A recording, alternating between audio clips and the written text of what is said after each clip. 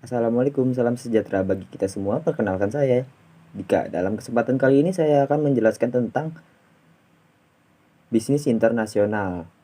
Bisnis internasional itu, definisi bisnis internasional itu adalah menurut Bell 2006, bisnis kegiatan yang melampaui batas negara, dan yang kedua, definisi tersebut mencakup perdagangan internasional, memfakturan di luar negeri, juga industri jasa di sebagai bidang seperti transportasi, pariwisata, perbankan, periklanan, konstruksi, perdagangan eceran, perdagangan besar, dan komunikasi massa. Menurut Carlos Will, perusahaan yang terlibat dalam perdagangan maupun investasi internasional. Menurut Daniel Redsulfian, semua transaksi komersial baik swasta maupun pemerintahan di antara dua negara atau lebih.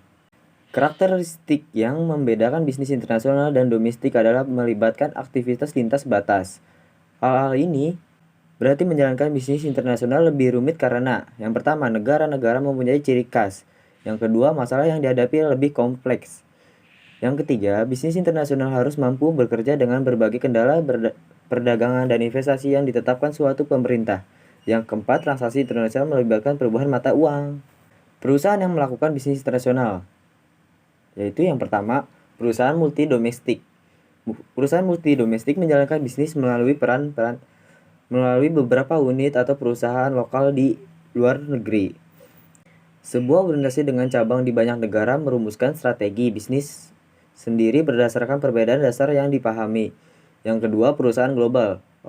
Organisasi yang berupaya untuk membakukan dan memadukan operasi di seluruh dunia dalam semua bidang fungsional. Perdagangan dan investasi dalam bisnis internasional. Apa itu perdagangan? Perdagangan dan investasi dalam bisnis internasional menciptakan tempat-tempat produksi di luar negeri semata-mata untuk memenuhi konsumsi lokal tampaknya merupakan dasar yang semakin rapuh bagi investasi luar negeri. Yang jauh lebih baik adalah kemampuan memanfaatkan sebaik-baiknya keunggulan kompetitif perusahaan dengan menempatkan produksi di mana saja yang paling efisien.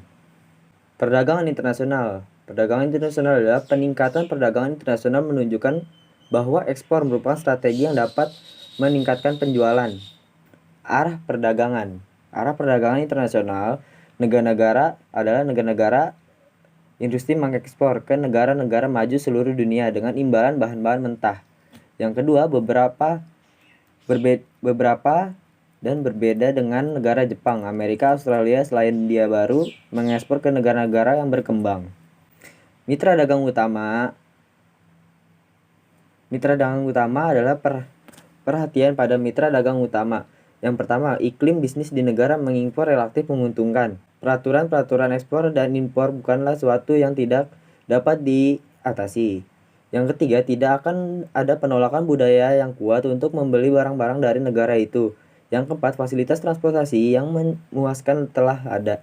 Anggota-anggota saluran impor perdagangan bank pialang peradilan telah berpengalaman dengan menangani pengiriman impor dari kawasan eksportir. Yang keenam, devisa untuk membayar ekspor tersedia. Memasuki pasar luar negeri, meningkatkan laba dan penjualan. Yang pertama, memasuki pasar-pasar baru. Yang kedua, pasar-pasar yang tumbuh dengan cepat. Yang ketiga, penciptakan pasar baru. Yang keempat, komunikasi yang lebih baik. Ekspor adalah kebanyakan perusahaan memulai keterlibatan dalam bisnis luar negeri dengan mengekspor, yaitu menjual beberapa produk reguler merupakan di luar negeri. Metode ini memerlukan sedikit investasi dan relatif bebas resiko. Mengekspor merupakan alat yang paling bagus untuk memperoleh rasa bisnis secara internasional tanpa meningkatkan suatu sumber daya manusia atau keuangan dalam jumlah besar. Apabila manajemen tidak memutuskan untuk mengekspor, ia harus memilih antara mengekspor secara langsung dan tidak langsung. Tujuan dimensi global. Manajemen dapat melakukan globalisasi standarisasi melalui paling sedikit 7 dimensi, yaitu yang pertama produk, yang kedua pasar, yang ketiga promosi, yang keempat memberikan nilai tambah kepada produk, yang kelima strategi kompetitif, yang keenam penggunaan personil bukan dari negara asal, 7 memperluas kepemilikan global dari perusahaan. Teori dan kebijakan perdagangan internasional. Pentingnya kerjasama internasional. Pentingnya kerjasama ekonomi internasional. Yang pertama, makhluk sosial. Yang kedua itu saling melengkapi, pertukaran dan spesialisasi. Yang ketiga, hubungan antar negara. Yang keempat, alokasi sumber daya ekonomi. Yang kelima, hasil yang lebih baik. Yang keenam, jangka pendek dan jangka panjang. Keuntungan perdagangan internasional: memperoleh barang yang tidak dapat diproduksi di dalam negeri. Yang kedua, memperoleh keuntungan dari spesialisasi. Yang ketiga, memperluas pasar industri dalam negara. Yang keempat, menggunakan teknologi modern dan meningkatkan produktivitas. Dan sekian, terima kasih atas penjelasan dari bisnis internasional. Dan sekian, terima kasih.